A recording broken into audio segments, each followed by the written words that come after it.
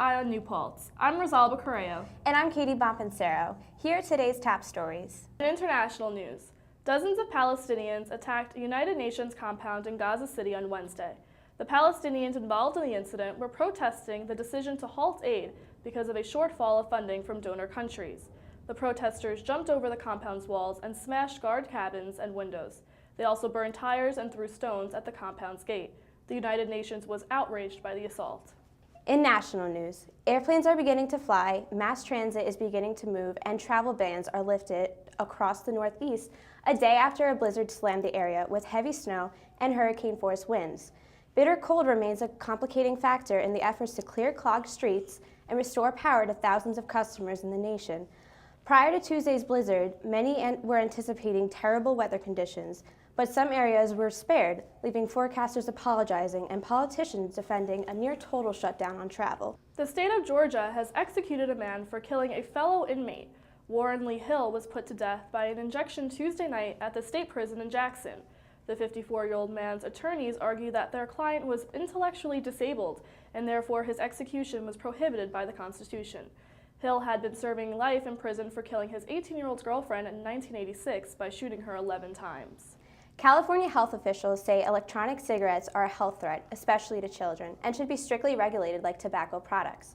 A report released Wednesday by the California Department of Health Public says e-cigarettes emit cancer-causing chemicals and get users dependent on nicotine. California Health Officer Ron Chapman states that the new generation of young people will become nicotine addicts if the product remains largely unregulated. Unlike traditional cigarettes, e-cigarettes heat liquid nicotine from the cartridges into inhalable vapor without the tar and other chemicals. Other states, including Oklahoma and Arkansas, already have issued advisories cautioning the use of e-cigarettes. Stay tuned for local news.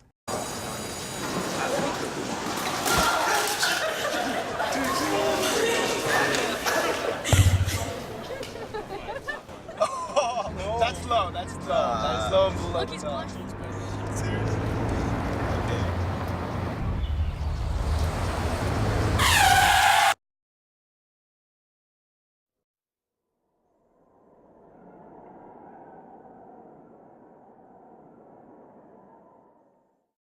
In local news, last semester, SUNY New Paltz joined the It's On Us campaign, a campaign targeting sexual assault prevention. The campaign was launched by President Barack Obama in September 2014 in an effort to stop and spread awareness on sexual assault. The SUNY New Paltz community urges everyone to pledge their commitment to preventing sexual assault on our campus and all college campuses. While sexual assault is everyone's problem, SUNY New Paltz intends to localize a campaign to the SUNY New Paltz community. You can make a difference by utilizing the hashtag #It'sOnUs on your social media accounts in order to help spread awareness. Eye on New Paltz encourages you to stay aware and continue to be active. You can watch SUNY New Paltz's very own It's On Us video at newpaltz.edu. Up, college is hard. Down, those books are heavy. My sport is football, but my passion is education. So every year I take promising high schoolers on a college tour to show them that higher education means a brighter future. My name is Nnamdi Asamoah. I don't just wear the shirt, I live it. You can be a reader, tutor, or mentor too. Take the pledge at liveunited.org/volunteer. Do you wear this? On Monday, New York anticipated the biggest blizzard that the state would possibly face.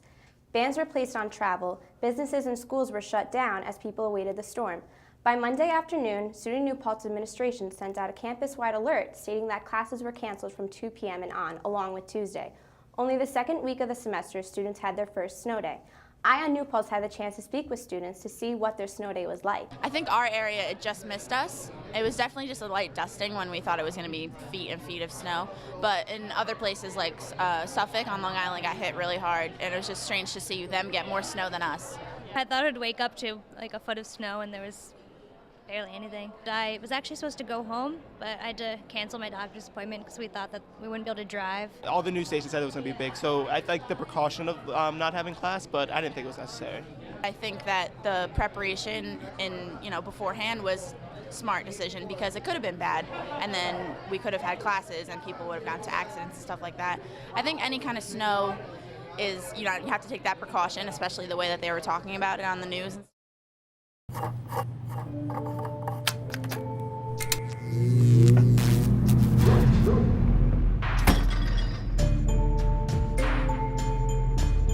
Traditional light bulbs actually generate 9 times more heat than light. Switch to Energy Star light bulbs, and you'll realize just how much cash you are really burning through. Saving energy saves you money. Learn more at energysavers.gov. Hello, I'm Naya Bonilla. And I'm Brett Linehan. This is your sports and entertainment news. The cast for Paul Feig's upcoming Ghostbusters reboot has been announced. Melissa McCarthy, Kristen Wiig, Leslie Jones, and Kate McKinnon are set to star in the film. Feig is known for previously directing The Heat and Bridesmaids, and has stated that this reboot will be, quote, really scary. Shooting will take place this summer in New York City. A day after being named the United Volleyball Conference Co-Rookie of the Week, freshman outside hitter Anthony Bonilla of the New Paltz men's volleyball team has been named the Corvius Eastern College Athletic Conference North Rookie of the Week. Bonilla made his collegiate debut a memorable one, leading the Hawks to a pair of 3-1 victories against Rutgers Newark and host Stevenson at the Stevenson Tournament on January 24th to open 2015. Bonilla tallied 26 kills while hitting .395 and averaged 1.63 digs per set. Bonilla and the Hawks will now prepare for a non-conference match at New York University on Tuesday, February 5th at 7 p.m. That's all for this week's news. I'm Rosalba Correo. And I'm Katie Bopincero. Good luck on the new semester, and thank you for tuning in.